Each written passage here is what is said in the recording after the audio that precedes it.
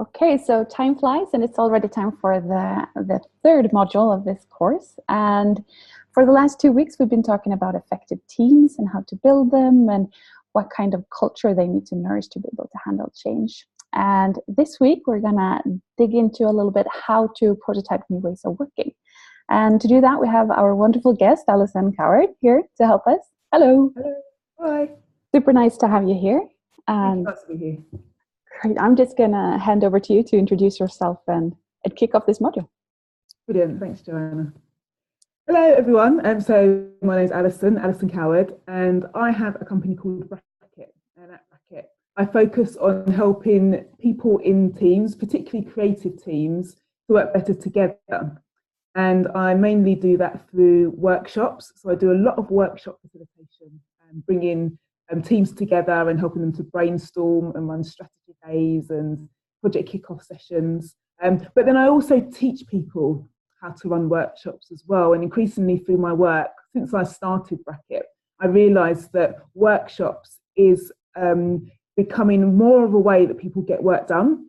So they want to learn how to do it. They don't always want to bring a facilitator in to do that. So run workshops, facilitate workshops for teams, also teach teams and people within them to run better workshops. And then also consultancy around how teams can work better together. And because as it says there, I am a massive collaboration geek. I'm completely obsessed with finding a balance between team creativity and team productivity. I like to kind of look into the best ways to help teams not only generate great ideas, and often teams already have great ideas, but how they're going to work together to make sure that those ideas happen. So workshops, consultancy, training, all around the idea of team collaboration, creativity and productivity. So I'm going to talk to you about some of the principles that I talk to teams about and some of the principles that are pretty strong throughout the work that I do at Bracket and with teams. I mean, so the reason we kind of need to talk about this, really, we need to look at it. I mean, it's pretty obvious, you know the reason because you're doing this course and leading teams in the digital age, but really teamwork is becoming much more common as a way of getting work done together. You know, we sort of all heard the line that there's so many challenges out there, and actually challenges are too complex to be solved by just one person. So the way that we need to bring that together, we need to make that happen. If we want to innovate, if we want to solve complex challenges, we need to bring diverse teams together. And which makes sense that then we have to learn a little bit more about what makes teams work. Because, you know, not only are we working in teams, a lot of us are working across more than one team as well. And also those teams, the shape of them and the way they work is changing quite rapidly. So it may be that you're working on a team that only comes together for a particular project, and then you will go off and work on different projects or different teams. So things are moving a lot more quickly, and we're going to have to learn how to kind of build teams quickly, build trust in those teams and get those teams working well together. And again, the reason we need to look at this is because when we think about teams, you know, we're looking at the diversity that's needed to solve complex challenges. And every team is made up of very different individuals. And we need to celebrate that individuality in order to get the best out of the team. And so then when you bring those individuals into a team together, then actually that team's got its own identity as well. And then when you think about the context that team sits within, in terms of the project they have to do, and even the external environment, it means that we can't say that, okay, we've got this process for working with one team, this works, it's going to apply well to another team. Actually, we almost need to kind of relearn and reset up that team for success, because there's not really one size fits all. So the way that I like to look at it is that it's much better rather than having a set process for how a team works together, almost like having a toolkit of ideas and principles that we can pull on every time we're working with a new team, to help design the way that team works together, to make sure that it's most appropriate for everybody that works in that team together. And one of the things is I am a massive advocate of workshops, but the reason I'm a massive advocate of workshops is because I've seen the value that they have when we're getting people to collaborate. So one of the key principles of workshops is this idea of facilitation, which I think is a skill that's not just useful in workshops, but useful in the wider way that we work together anyway. Because facilitation means more of a guiding, it means more of a light touch approach. And actually that's what we need when we're thinking about bringing together creativity and innovation. You know, you can't really manage creativity. Facilitation is the best approach for that. So we'll use facilitation in many different ways. We'll use it not only to actually work together with our team to design the processes that we use to work together. We're going to be using facilitation in the workshops that we run when we're designing the process. So it's kind of quite meta. We kind of, you know, facilitation is sort of general in the way that we work, looking at the way that we work together, but then actually we're going to be in the process of designing the process, we're actually going to be using workshops. So we need to kind of learn how to facilitate that as well. And then also there's the workshops that we'll have as a team, which are nothing to do with designing the process, just about working together. So again, facilitation comes in at so many different levels when we're thinking about teamwork. And what we're looking to do when we're designing new ways and prototyping new ways of working together is we want to find the best kind of habits, routines and rituals that will work for that team specifically. We're kind of starting to look at kind of regular things and cycles that can happen to keep that team connected over a process, over a project or over a period that they're going to be working together. We want to kind of look at the things that come up time and time again so that we can make that team more effective. And it often comes down to the way that teams meet. You know, we can't avoid meetings. We often kind of moan that we have too many of them. But actually, you know, if you're working in a team, then you can't avoid meetings. They have to happen. So it's not about kind of getting rid of meetings altogether. It's actually thinking differently about the way that you run them and to make them more effective for your team. And I'm going to talk a lot about workshops later because, you know, I feel and I see actually that taking more of a workshop approach to meetings is what teams need for effective collaboration. When we look at meetings, they're often people sitting around a table, they're quite static, you know, it's one person speaking and other people listening. If they are listening, they might probably be zoned out. Also, it's very much about presenting information and you may get people dominating the conversation, not very equal. Whereas a workshop is a lot more active and there's a lot more things happening. The whole point of having a workshop is that you want to hear from everybody in the room and you create exercises and activities to make sure that you draw the best out of everybody. But actually, we should be looking at kind of how can we bring those principles into our more regular meetings. And actually, there's more than one type of meeting and workshop as well. You know, there's not, when we think about a meeting, we just think, oh, let's get everybody together in a room and have a discussion. Actually, there's many different ways in which you can meet to make a team work together effectively. So, you know, you want to think about what is it that you're meeting for? What's the purpose that you're meeting? And then also think about the best format for that. And because it may be that you need a quick 10-minute update meeting, or it may be that you need a half-day ideation session, or at the end of a project, you might want to run a retrospective. And each of those have very different formats and a very different purpose as well. It's kind of like being more intentional about the meetings that we run and when we run them and how we run them. And also thinking about what those meetings look like throughout the course that a team works together to keep that team connected.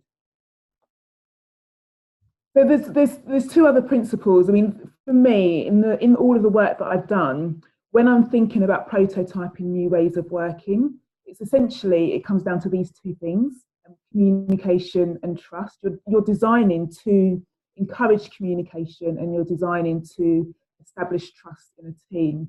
With communication, you know, it's not just logical. Actually, there's been lots and lots of research that has shown that how a team works together has more impact on the success of the success of a team than actually who is in the team.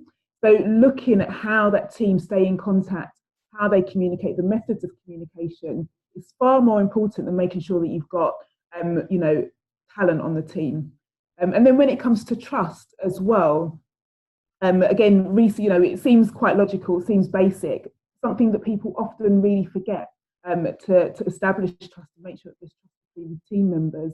But again, there's, you know, research, particularly by Google, their Project Aristotle, when they looked into the factors that made up successful teams, one of the things that they found, in fact, the thing that they found which was the most important over anything to do with IQ, individual talent, was this idea of psychological safety, the idea that anybody on the team felt safe to make mistakes and be vulnerable in front of each other. And that was the most important factor that led to that team being successful over anything else. And so those are kind of my two principles for kind of designing new ways of working, thinking about those two things. I don't know, Joanna, have you heard of anything? Have you got any other ideas for things that you think are important to design around?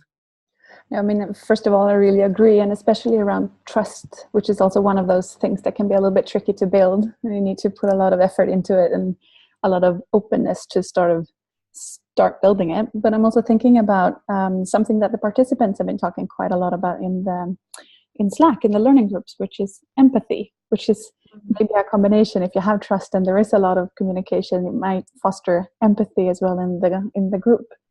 In trying to understand each other, and when there's behaviors that's coming up that you don't understand, instead of becoming defensive and start working sort of against each other, sort of trying to understand where does this where does this person come from, what's going on, and what need is it that's not being met, and what can I do? Right. There was a lot of conversations also about that. Does empathy lead to everyone just compromising all the time? But maybe it's also about just having empathy, not needing to act on it, but making sure that you're in a good mindset of being able to continue working, feeling that, okay, I don't understand this, but it's coming from somewhere. I need to accept and have empathy in that. In this situation. Definitely agree with empathy. In fact, I've got something coming up actually that completely emphasizes that point. Okay, so there's communication and trust, and I think this just ties in exactly to what you were just saying, Joanna. Essentially, it's about how do we enable people to do their best work together. And sometimes we forget that it's not about retrofitting a team into an existing process. Actually, the best way for a team to be successful is to work with the people on the team and understand how everyone does their best work individually, and then bring that together into a team. As I said, every team is a collection of individuals that are good at what they do, and they have their own ways of getting that work done. And so it's about bringing that together and thinking, okay, if we know this about ourselves individually, what does that mean to us as a team, and how can we use that and enhance that to make sure that we're motivated and we're in an environment where we're actually able to do our best work. So I love this tool, the Empathy Map Canvas, so completely aligns with what Joanna was saying earlier about empathy. Thinking about, we often use this tool when we're thinking about our customers or our clients, and we use it to kind of make sure that we're designing great products that really align with their needs and their goals and what they need to achieve and how they're thinking and feeling. But we can do this with our team as well. This process of designing and prototyping new ways of working is a very, very similar process that you would use when you're designing products and services for your clients. So you can start with this empathy map, which helps you to kind of understand where people are coming from. You can do this as your team. What is it that we need to do as a team? What do we see as a team? And what do we say? What do we think and feel? And you can do that individually with people, or you can do that as a team to kind of help build your team identity as well. So this is a really good place to start with if you're thinking about designing, prototyping new ways of working. Start with actually who's in the team and what they need in order to do their best work. I want to show you some examples that I quite like of teams that have kind of created principles or habits and routines for how they work. And Amazon's 2 pizza teams. Okay, so it's not necessarily like a habit, but it's more a principle. You may have heard of it, but the whole idea is that there's no team in Amazon that is too big to be fed by 2 pizzas. So every team on Amazon is small enough that it can be fed by 2 pizzas. And they've realised that actually this is the best kind of size for, again, people doing their best work, working well together, and being productive, being creative, and basically getting things done. This is a principle you'll see throughout Amazon all the time, 2 pizza teams. Another one that I quite like, and I think it's becoming a lot more common now, if it's possible within a company, is this idea of having days or at least periods throughout a week when there's no meetings. And Asana is a productivity tool, so you can imagine that they're quite keen on trying to find ways to help their teams and people that work there to be more productive.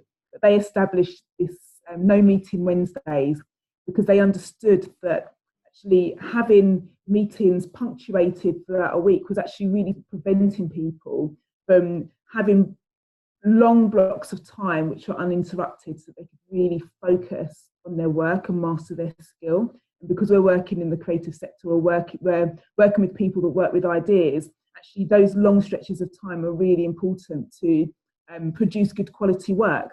So Asana decided no meetings on a Wednesday. I mean, it's not completely enforced, it's encouraged. But this idea of having, you know, a whole day without being interrupted, being pulled away from your kind of focused work has been really important for them.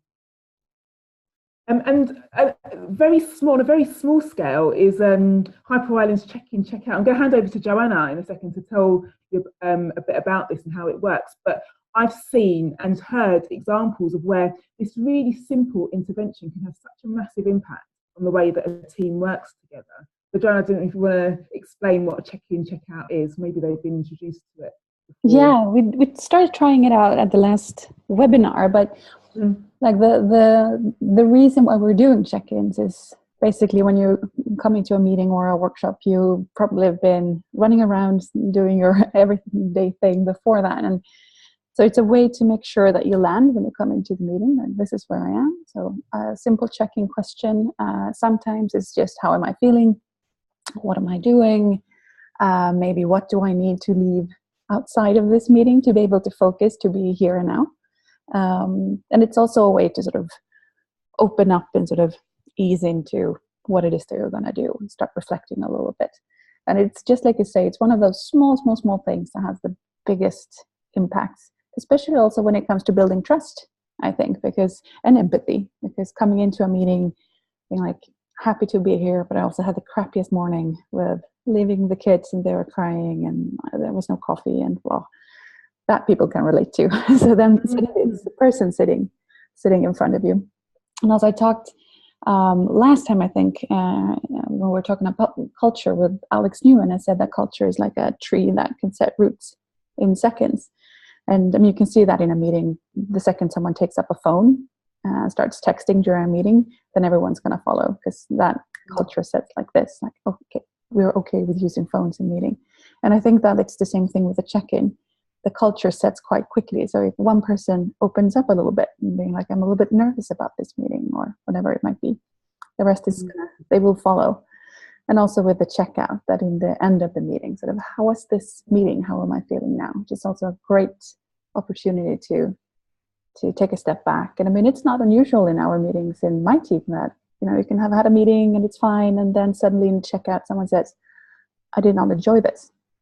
I did not feel heard and I was interrupted and you didn't notice anything. So it's also a good way to sort of like, oh, okay, I was not in tune to what was happening in the room, and it's a great way to become better. So, yeah. Brilliant. I actually read a bit of research recently which kind of emphasizes exactly what you just said. It's this whole idea, it's to do with productivity, but it's this whole idea of, if you need to switch from one task to another, simply by making a plan in your head that you're going to come back to your interrupted task makes you more likely to be able to focus on the task that you have to switch to.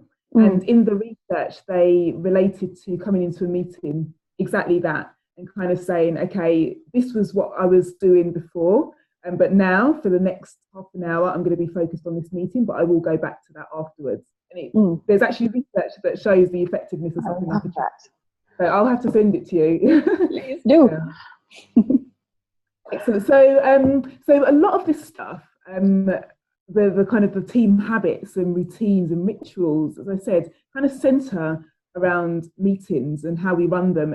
As I mentioned, I'm very keen on looking at how we can run more of our meetings like workshops. So there's the workshops or meetings that you will run throughout your teamwork. And then there's also the workshops that you will run to design these processes, because, you know, you can't do this on your own and then say to your team, right, this is what we're going to do. It has to be done collaboratively with your team. And as I said, looking at how they like to work and what challenges they have, what they think might be affected, their own ideas, and something to come together around that. I want to give you some tips for running effective workshops and some of the principles I have. I mean, I've got lots and lots of principles, but this is kind of a very condensed version of them. And I'd say the first thing to think about when you're running a workshop is to see it as 3 stages. Often when we think about a workshop, we focus so much on the day itself because we're nervous about facilitation and kind of making sure that we get good results from it. Actually, it's a 3-stage process. There's the preparation, there's the actual workshop itself, and then there's the follow-up. And for me, the follow-up is almost like the most important part, because if nothing happens in the follow-up, then it doesn't matter what you've done, how great that workshop was, or how well you prepared for it. Nothing happens afterwards, and actually that workshop kind of was a bit of a waste of time, unless people had a good time and it kind of, created a good environment. But still, if you're running a workshop to get things done, get content out, then you need to have that follow-up afterwards. And so when you're designing your workshop, when you're thinking about the preparation, actually start with the end in mind. You actually think about the purpose of the workshop. So almost like just for the first part of your preparation, your design, forget about the workshop itself and think, okay, at the end of the workshop, or even beyond the end of the workshop, what would be useful to have? What would be useful to produce as a result of this? And what's going to happen afterwards? What are we going to do with that content? And once you've got that, that's when you can work backwards and start actually filling in the gaps and creating your activities around, because you want to choose the activities that best fit your purpose of the workshop, not the other way around. So once you've got your purpose, you've clarified your purpose, then my process is to just brainstorm loads and loads of questions, because the way that you approach a workshop, because it's very different to a meeting, is you approach it with an air of curiosity. Actually, where a meeting, you have, answers, people are there to present their ideas, perhaps get some feedback on them, or they've got a point that they want to get across. It's very sort of one way. A workshop is very open. You're there to create stuff together. So the way that you start with that is to just think about all of the questions that need to be answered and explored through that workshop. So I have this process where I literally say, right, okay, this is the purpose of the workshop. This is what I want to produce after the workshop. What are all the questions that are going to help me get to there? And I start brainstorming all the questions. And then once you've got your massive list of questions, that's when you start to think, okay, these are the exercises that I can use that are going to help me answer those questions. And this is the Hyper Island toolbox, which I refer to loads, and maybe you've seen it. But again, I'm going to hand over to Joanna to tell you a bit more about what it is and how it works. Yeah, I mean, there are a lot of resources online, and this is ours, but you can find a lot of different ones as well.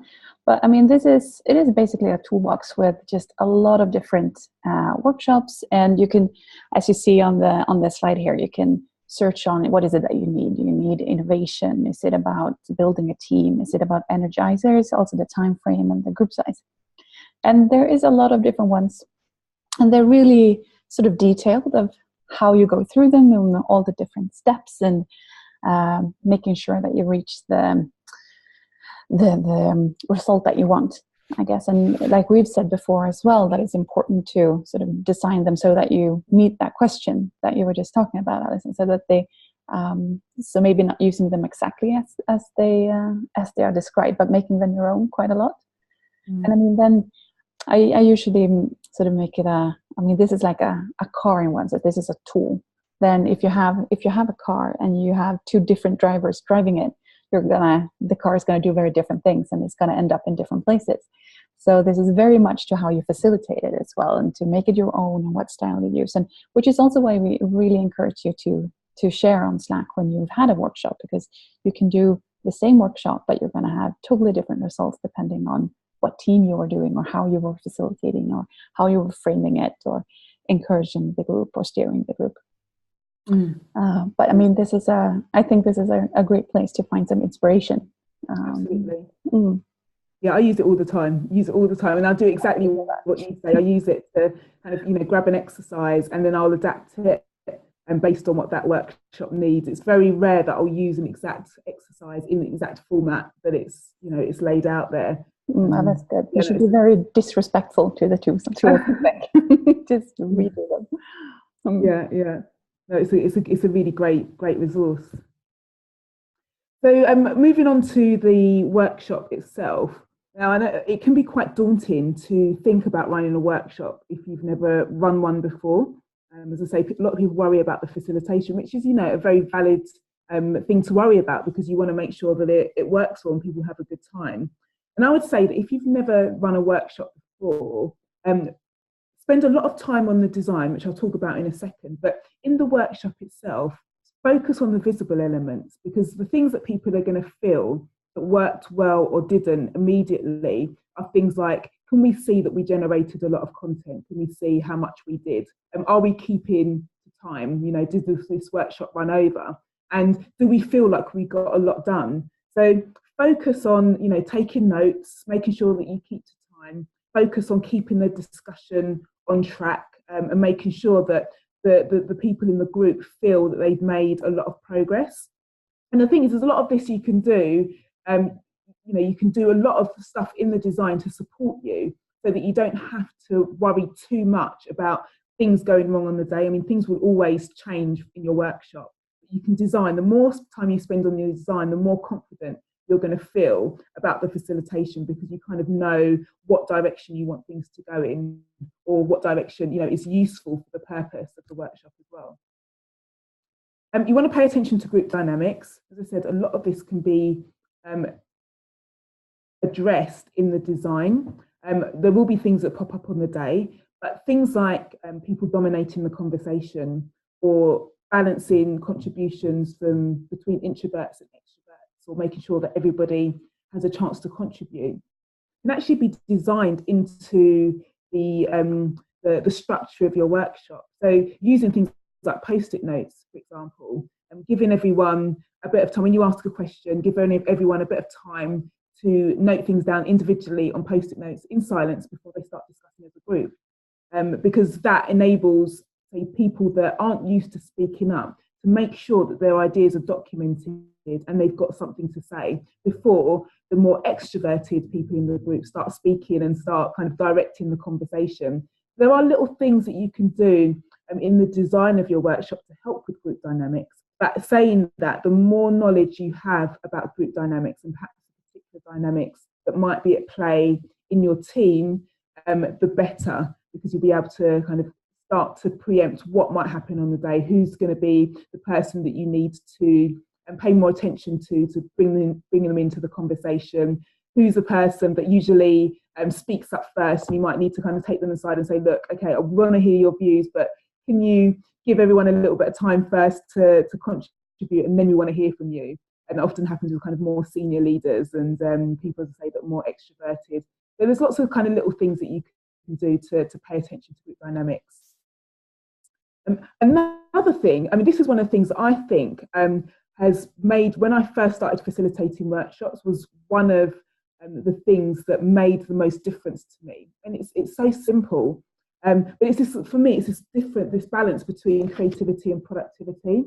So when you're in a meeting or you're in a workshop, making this distinction between discussions, which are there to generate ideas and come up with lots of different solutions, and discussions which are to make a selection between those solutions, because both of those types of discussions are going to interfere with each other. They're both needed, because you can't make choices about a solution unless you've generated lots of choices.